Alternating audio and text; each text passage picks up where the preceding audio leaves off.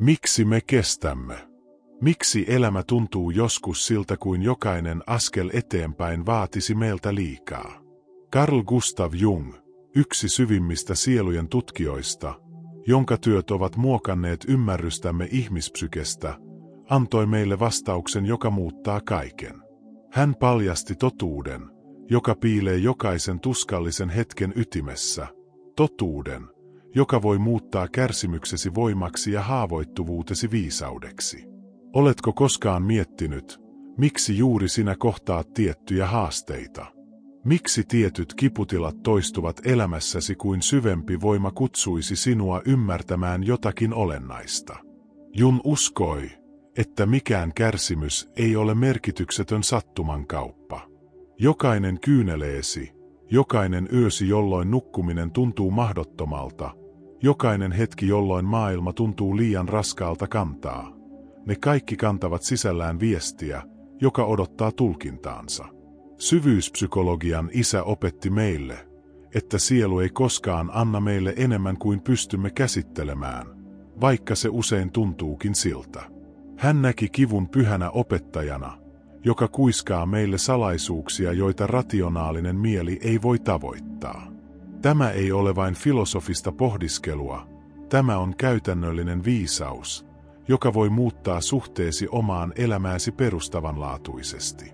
Kun ymmärrät Jungin syvimmät oivallukset kivun henkisestä luonteesta, avaat oven sellaiseen itseymmärrykseen, joka ei ole aiemmin ollut saavutettavissa. Tämä matka ei ole helppoja vastauksia etsivien, vaan niiden, jotka ovat valmiita kohtaamaan sielunsa pimeimmät kolkat löytääkseen sieltä valoa, jota eivät tienneet etsineensä. Oletko valmis kuulemaan, mitä sinun kipusi todella yrittää kertoa sinulle? Kun Carl Jung tutki syvyyksiä, joissa ihmismieli toimii, hän huomasi jotakin vallankumouksellista. Hän havaitsi, että sielu kommunikoi kanssamme kielellä, jota rationaalinen ajattelumme ei aina ymmärrä, symbolien, tunteiden ja kokemusten kielellä. Kipu on yksi voimakkaimmista tavoista, joilla alitajuntamme yrittää saavuttaa tietoisuutemme. Se ei ole vain fyysinen tai emotionaalinen tila, vaan viesti, joka kantaa sisällään syvemmän tarkoituksen. Mieti hetki omia kivuliaita kokemuksiasi. Jung olisi sanonut, että ne eivät ole sattumanvaraisia kauheuksia, joita maailma heittää sinua kohti. Ne ovat pikemminkin tarkkaan valittuja oppitunteja, joita sinun sielusi on kutsunut elämääsi auttaakseen sinua kasvamaan sellaiseksi ihmiseksi, joksi olet tarkoitettu tulemaan. Jokainen menetys opettaa sinulle jotakin arvokkuudesta. Jokainen pettymys paljastaa sinulle jotakin odotuksistasi ja haaveistasi.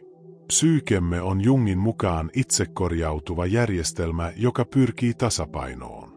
Kun elämme liian kaukana omasta todellisesta luonnostamme, kun pakomme sitä, mitä todella olemme, adoptoitumalla rooleihin, jotka eivät sovi meille, sielu alkaa protestoida.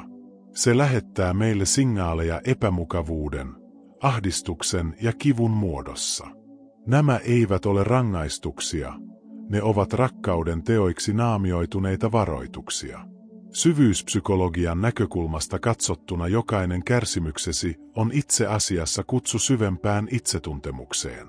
Se on mahdollisuus pysähtyä ja kysyä itseltäsi, mitä tämä kipu minulle opettaa?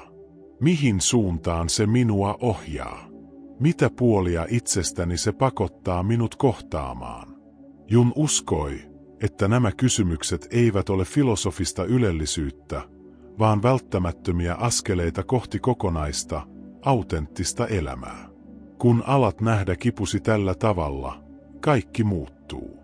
Se ei ole enää vain jotakin, mitä sinun täytyy kestää tai paeta.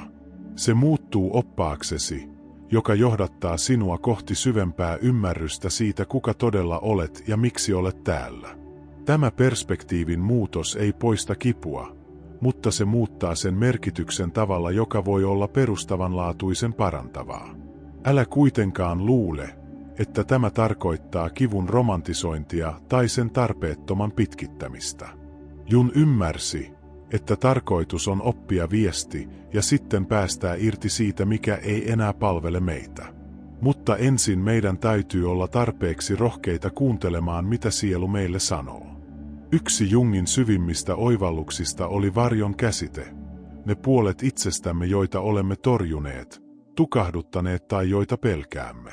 Hän opetti, että suurin osa kärsimyksestämme syntyy siitä, että yritämme elää vain puolta itsestämme, kun taas toinen puoli vaatii tunnustamista ja integrointia. Kipu on usein varjon tapa tulla näkyväksi, pakottaa meidät kohtaamaan se, mitä olemme yrittäneet piilottaa. Kun kohtaat syvää surua, se saattaa paljastaa sinulle, kuinka paljon olet yrittänyt olla vahva kaikille muille unohtaen oman haavoittuvuutesi. Kun tunnet vihaa, se voi osoittaa sinulle rajoja, joita et ole osannut asettaa, tai arvoja, joita et ole uskaltanut puolustaa. Kun koet pelkoa, se saattaa johdattaa sinut kohtaamaan niitä puolia elämästä, joihin et ole vielä ollut valmis kasvamaan. Jung ei tarkoittanut, että meidän pitäisi antaa varjomme hallita meitä. Päinvastoin, hän uskoi, että vasta kun tunnustamme ja ymmärrämme nämä pimeät puolemme, voimme todella integrioida ne osaksi kokonaisvaltaista persoonallisuuttamme. Tämä prosessi, jota hän kutsui individuaatioksi, on elinikäinen matka kohti kokonaista itseyttä. Käytännössä tämä tarkoittaa sitä, että kun kohtaat kipua, sen sijaan että kysyisit, miksi minulle tapahtuu tämä, voisit kysyä, mitä tämä paljastaa minulle itsestäni, mitä en ole vielä täysin ymmärtänyt tai hyväksynyt. Ehkä sinun masennuksesi kertoo siitä, että olet elänyt liian kauan muiden odotusten mukaan. Ehkä sinun ahdistuksesi paljastaa, että olet yrittänyt kontrolloida asioita, jotka eivät ole sinun hallinnassasi.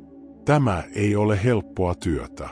Se vaatii rohkeutta kohdata puolia itsestäsi, joita olet ehkä vihannut tai pelännyt. Mutta Jung lupasi, että tämän työn palkka on vapaus. Vapaus olla kokonaisesti oma itsesi, kaikkine puolinesi.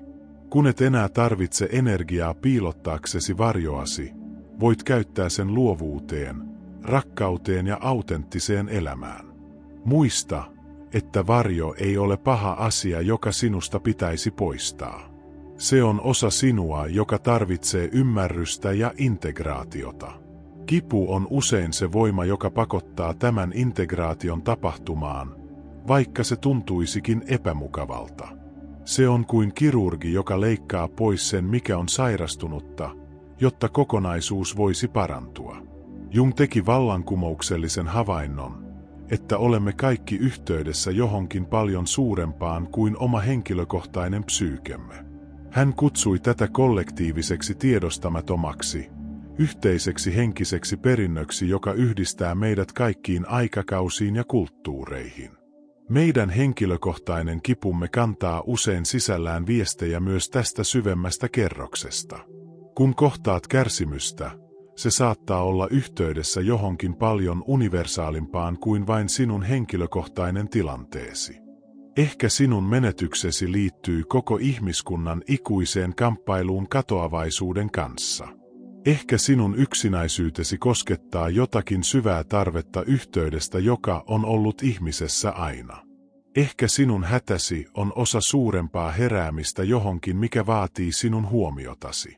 Tämä näkökulma ei vähennä sinun henkilökohtaisen kokemuksesi tärkeyttä, vaan pikemminkin antaa sille syvemmän merkityksen.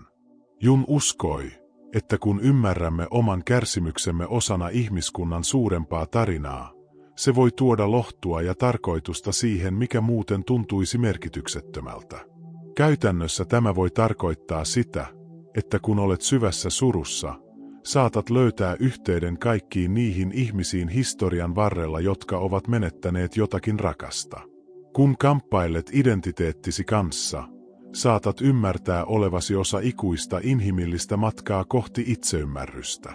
Kun kohtaat pelkoja, saatat huomata niiden kytkeytyvän perusinhimillisiin pelkoihin, joita on jaettu sukupolvien ajan.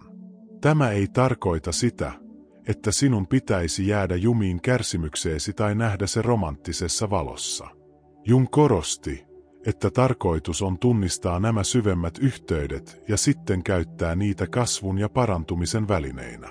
Kun ymmärrät, että sinun kipusi on osa jotakin suurempaa, voit myös ammentaa voimaa siitä viisaudesta ja kestävyydestä, jota ihmiset ovat kehittäneet näiden haasteiden voittamiseksi.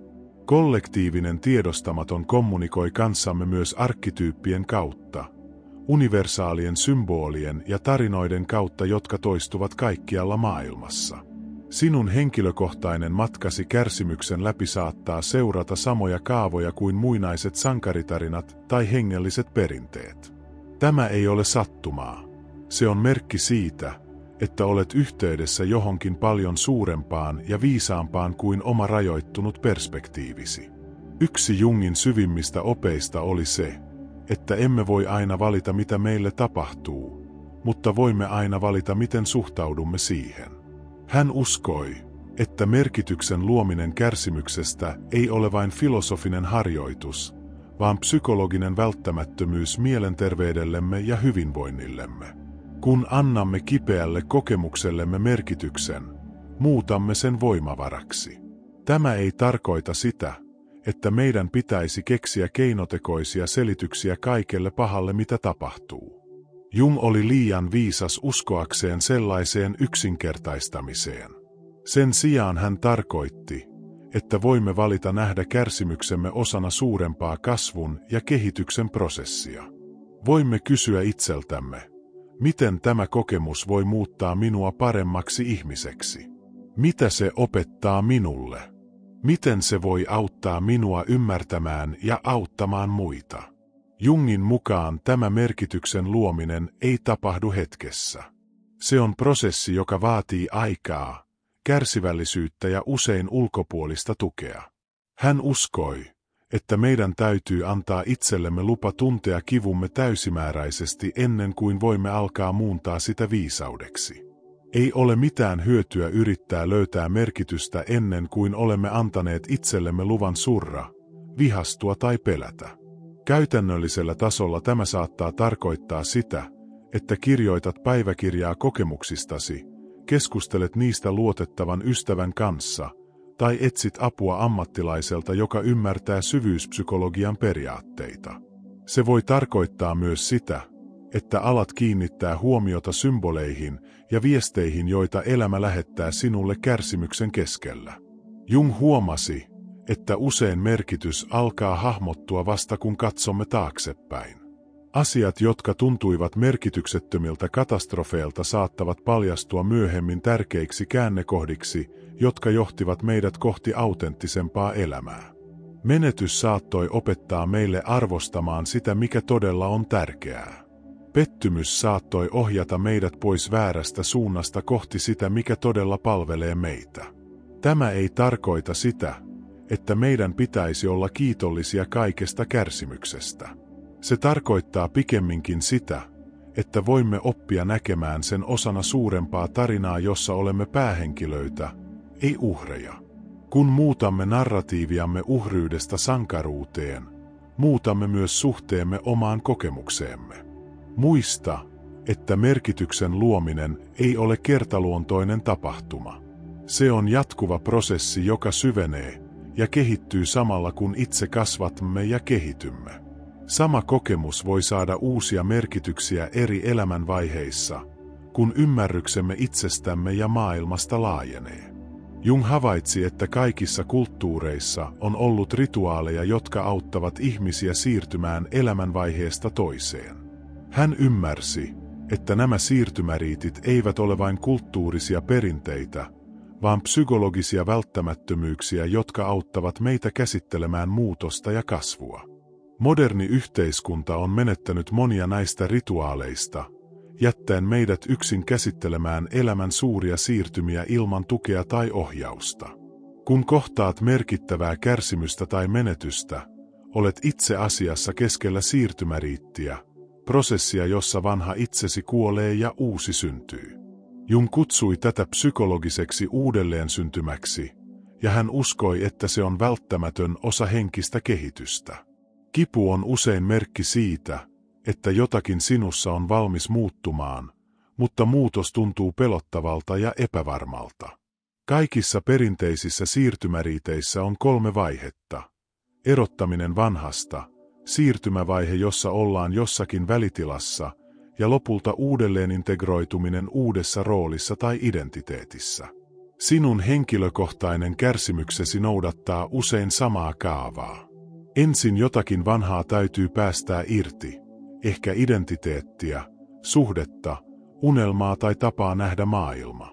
Siirtymävaihe on usein vaikein. Se on aikaa, jolloin et ole enää se kuka olit, mutta et vielä tiedä kuka tulet olemaan. Jung kutsui tätä vaihetta putoamiseksi tiedostamattomaan.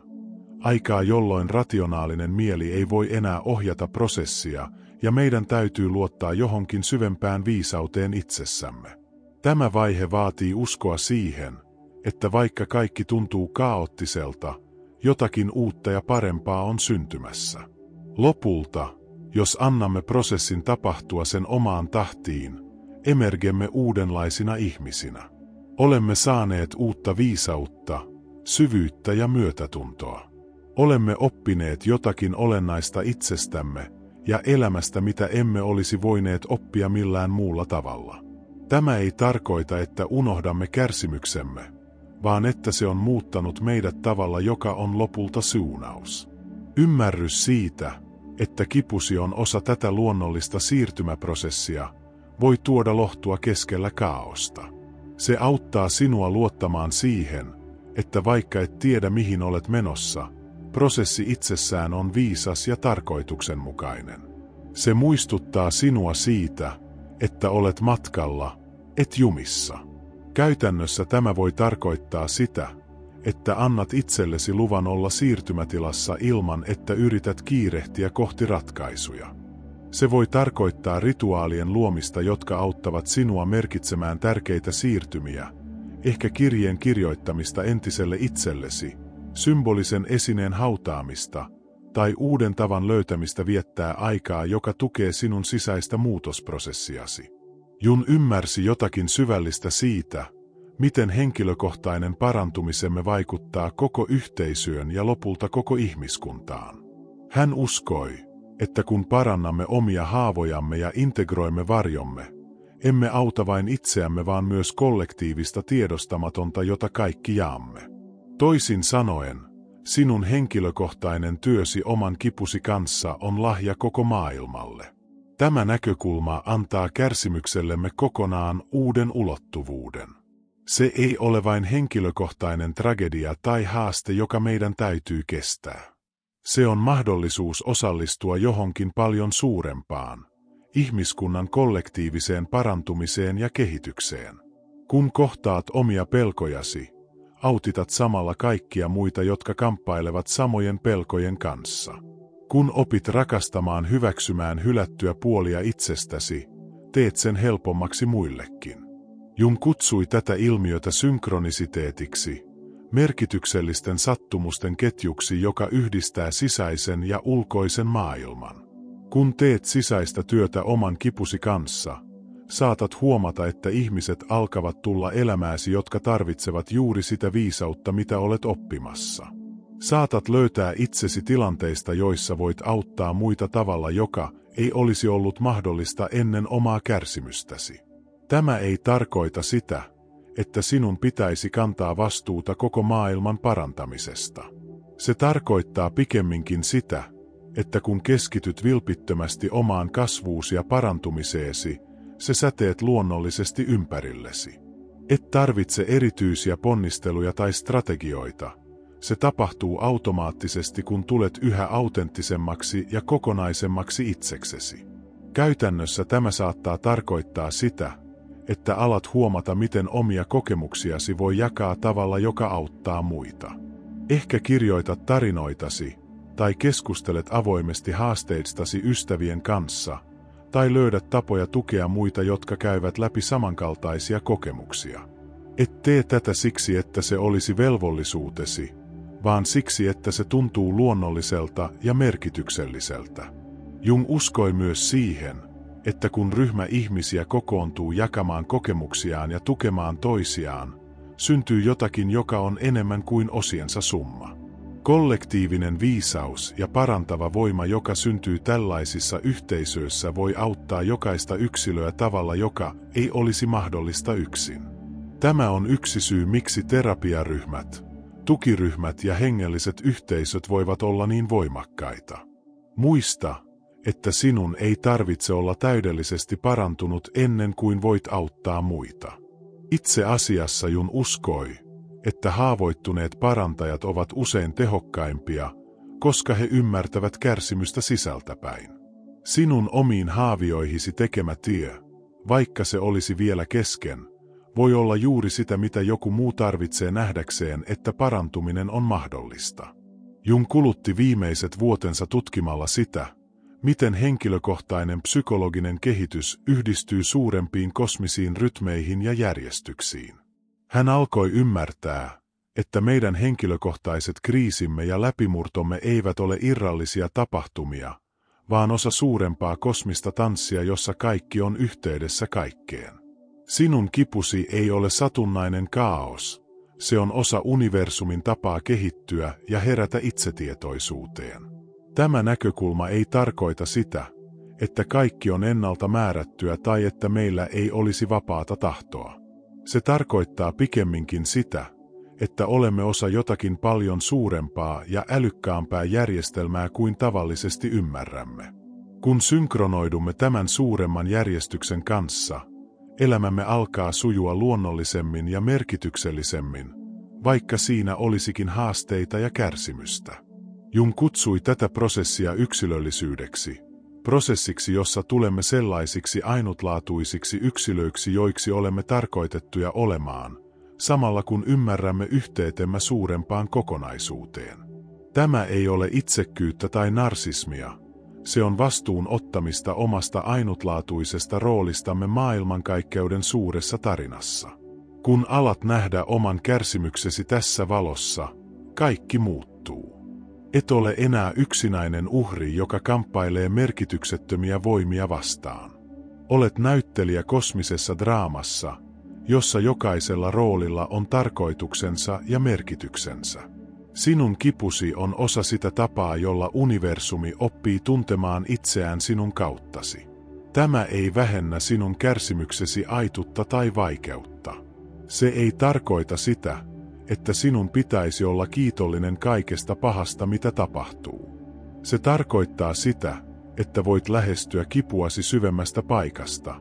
Paikasta, joka ymmärtää, että olet osa jotakin pyhää ja merkityksellistä, vaikka et aina ymmärtäisikään, mitä se tarkoittaa.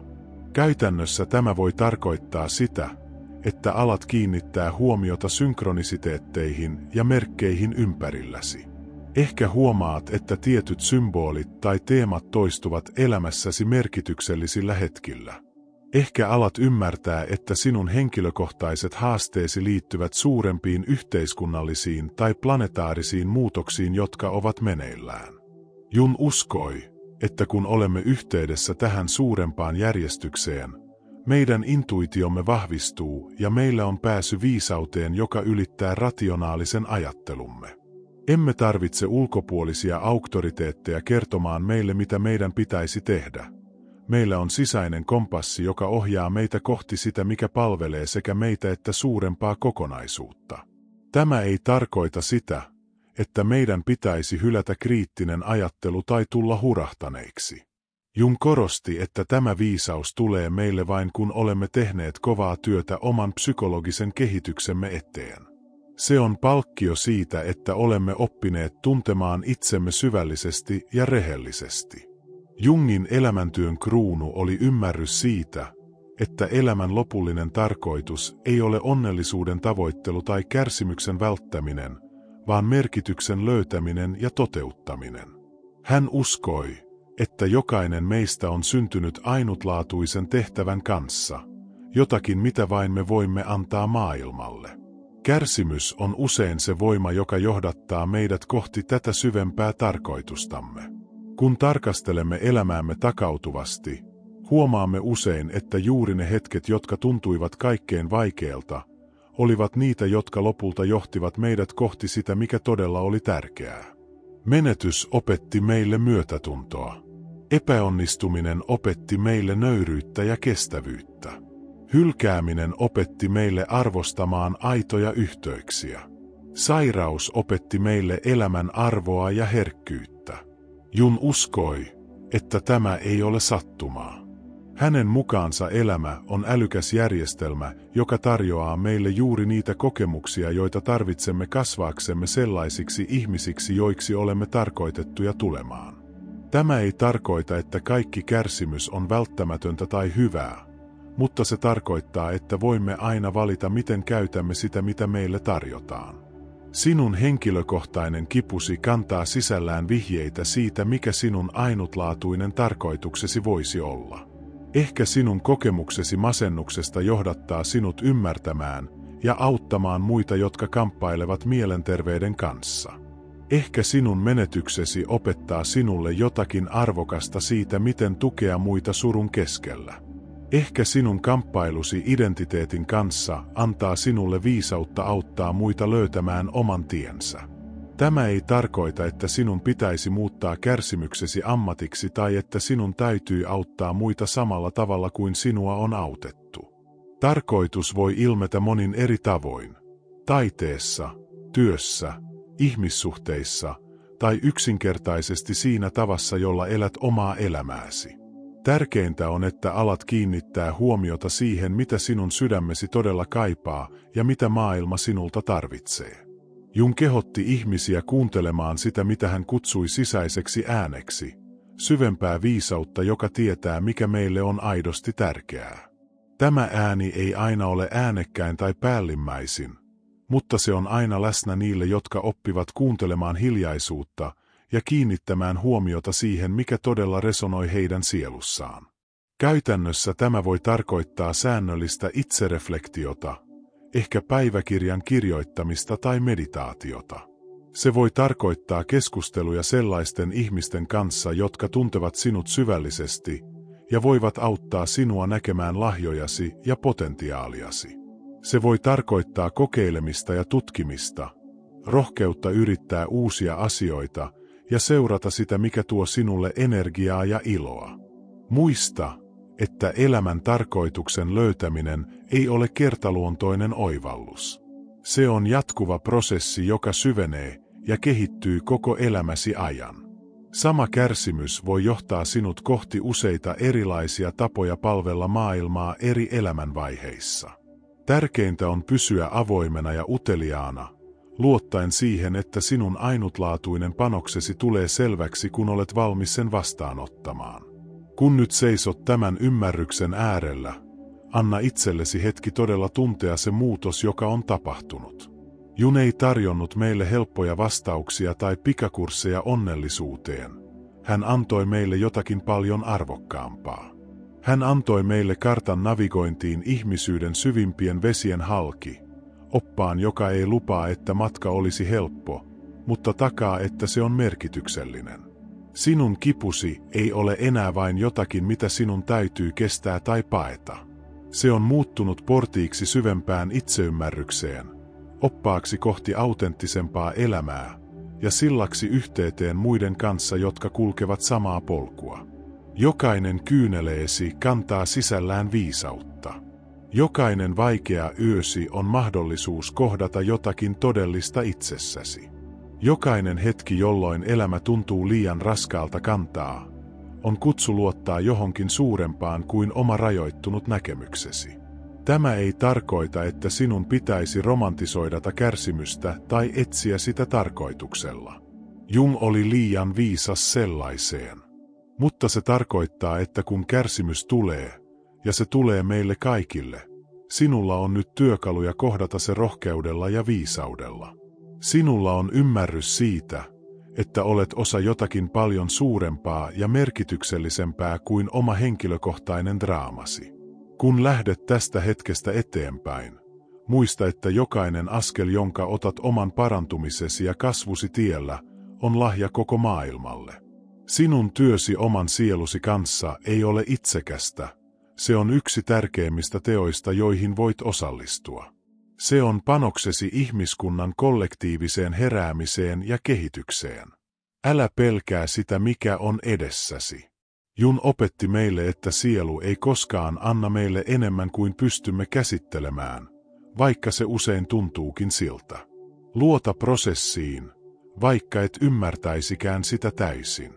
Anna itsellesi lupa olla epätäydellinen, olla matkalla, olla ihminen, joka oppii ja kasvaa. Sinun aryysi ei vaadi sinulta täydellisyyttä, se vaatii vain rehellisyyttä ja rohkeutta kohdata se mikä on. Seuraavan kerran kun kohtaat kipua, muista nämä sanat. Sinun kärsimyksesi puhuu sinulle kielellä, joka on vanhempi kuin sanat, viisaampaa kuin rationaalinen ajattelu ja rakkaudellisempaa kuin osaat kuvitella. Kuuntele sitä. Kunnioita sitä. Anna sen muuttaa sinut sellaiseksi ihmiseksi, joksi olet tarkoitettu tulemaan. Jos tämä viesti kosketti sinua, jos tunnet, että tämä ymmärrys voisi muuttaa myös sinun suhdettasi omaan elämääsi, jaa se eteenpäin. Anna toisten tietää, että he eivät ole yksin kipunsa kanssa. Tilaa kanava nähdäksesi lisää syvällistä viisautta, joka voi muuttaa elämäsi. Kommentoi alla ja kerro meille, miten sinun oma kipusi on opettanut sinulle jotakin arvokasta. Yhdessä voimme luoda yhteisön, jossa jokainen haava on mahdollisuus kasvuun ja jokainen kyyneli on askel kohti viisautta.